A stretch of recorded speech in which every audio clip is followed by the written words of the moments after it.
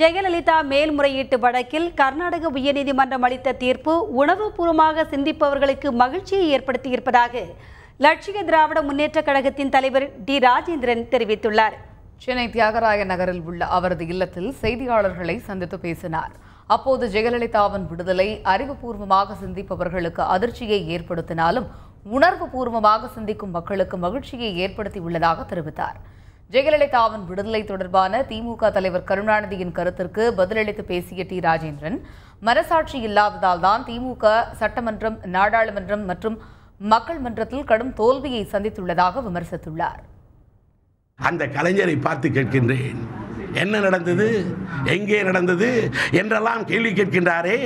இன்றைக்கு இவருடைய மகள் கனிமொழி மீது இத்தனை லட்சத்துக்கு அத்தனை கோடிக்கு ஊழல் குற்றச்சாட்டு இருந்து நீதிமன்றத்திலே வழக்கு நிலுவையில் இருக்கின்ற இந்த தருணத்திலே திராவிட முன்னேற்றக் கழகத்தின் ராஜ்யசபா உறுப்பினர் பதவி அவருக்கு வழங்கப்பட்டது.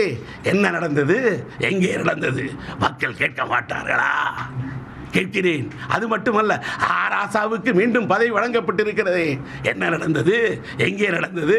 மக்கள் கேட்க மாட்டார்களா?